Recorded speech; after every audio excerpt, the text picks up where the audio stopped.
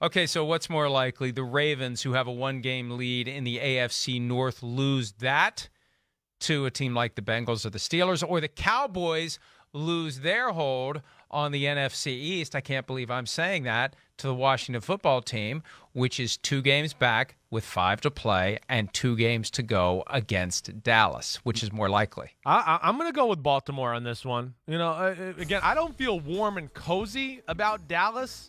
I don't. There's some issues there right now. I don't know, their defense is starting to show that, kind of the flaws that we thought it had, but it was kind of turnovers and things were making up for it. Washington playing good football, but Baltimore, like what you said, first, I just don't know how good Baltimore is.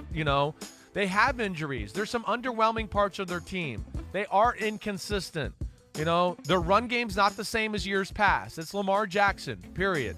After the first drive and a few game plan plays and teams get used to it, they can't run the football after that. And then you add, I think what the kicker is to me to pick Baltimore is their schedule. Browns, Packers, Bengals, Rams, Steelers. Holy crap. That's a tough schedule right there. So I'll go with Baltimore on this one over Dallas by a close one. Well, it's not as close for me. I think Baltimore's the choice. The fact that we're even including Dallas is stunning. Yeah. When you consider where the Cowboys were and where Washington was. Washington was 2-6. Here they are, 4 straight wins in a row later, and now you've got the Cowboys coming up in Washington. Oh boy. When I was making my picks last night in anticipation for the Joint Mega Picks podcast, which we'll tape later today, I wrestled with that one. And Washington's just got a vibe right now. So it's close. It's close, but I would have never dreamed it would be close. I would have assumed Baltimore, yes, but the Cowboys need to worry. And we've said about Washington, they've got 2 paths to the playoffs, wild card, and they could still win the division. Most of the teams in the hunt and clinging to the wild card berths in the NFC, they're only getting in if they get a wild card berth. All right, what's more likely? The Patriots lose the top seed in the AFC, or the Cardinals squander the number 1 position in the NFC? Well, like you look at, and to me, this is, again, these are 2 phenomenal football teams. You look at the schedule, this is to me where it just goes schedule. You go Patriots with the Colts, the Bills, the Jaguars, the Dolphins. Still, 3 out of those 4 games they're in the balance. I look at that and go, they could lose to the Colts, the Bills, and the Dolphins. There's no doubt about that. Arizona, their schedule not real easy either when you look at it. And go Rams, Lions, Colts, Cowboys, Seahawks. I guess if I'm going to choose one here, I'm really torn, as you can see. I think I'm going to go the Cardinals lose the top seed in the NFC. I am. Just the way the Patriots are playing, I don't know. This is just a gut feel. I don't have anything particular to say. I just go, man, the Patriots are playing really good football on both sides. The Cardinals are really good. I guess but they got the Rams this weekend. There's just, I guess I just got to see a little bit more for me to think that. And it's weird to say because I think the Cardinals are really damn good.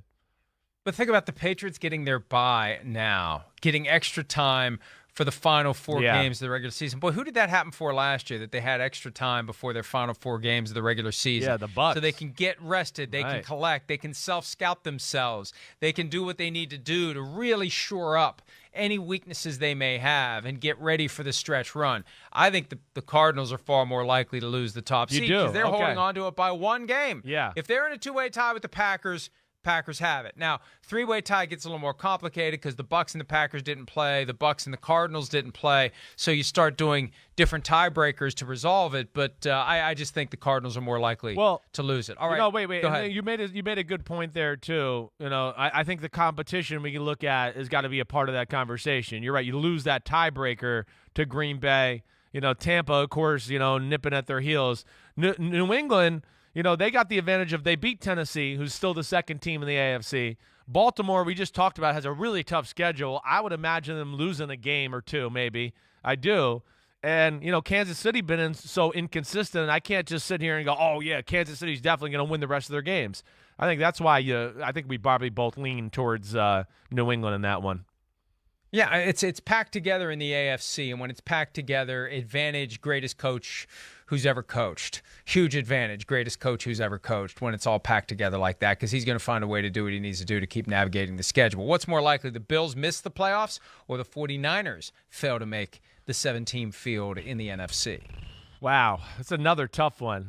I mean, I guess if you're going to make me choose either one here, I'm going to go that the 49ers miss the playoffs. I am.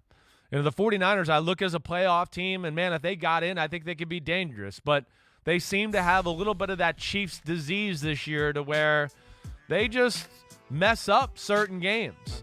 It's like, it's hard to explain. But some of the mistakes made last week during that game, and then, of course, their schedule with the Bengals, the Titans still on there, the Rams still on there. Man, those are 3 games that are certainly in the balance. Buffalo, even though, I'm a little worried about them, and they do have a tougher schedule, I look at that as just going, man, they got the Bucs this week. They got New England again. They can win either game. I don't know if they will, but I expect them to win the other 3 games. I guess that's where I look at it to go, okay, there they are, 10-7. They're in the playoffs. I don't know if I'm going to be able to say that about, the 49ers, and especially like we said, we've seen them mess up a lot this year. This is a real test for the Bills, though. This is serious adversity that they've encountered after a season that began with them looking like the only dominant team in football. There was a stretch early on when they were 4-1. They were kicking the crap out of everyone. They had a run of dominance in 4 straight victories that I think was unprecedented. We had a story about it at PFT, and then something happened. They hit a wall. And now, after the Monday night loss at home to the Patriots, a game that back in September we would have never dreamed the Bills would lose. Yeah. Short week, trip to Tampa where the Buccaneers are very tough to beat. And you're seeing cracks in the foundation for Buffalo now. No doubt. Some of the Sean McDermott comments after the game, I think the pressure is starting to really overtake this team. It could get ugly for them on Sunday. Now, they still got time on the back end to try to fix it, but they're going to hit their low point Sunday. I don't think Monday night was the low point. I think Sunday in Tampa is going to be the low point. Hi, I'm Mike Tirico, and thanks for watching. Make sure to hit subscribe for the latest news and highlights from NBC Sports.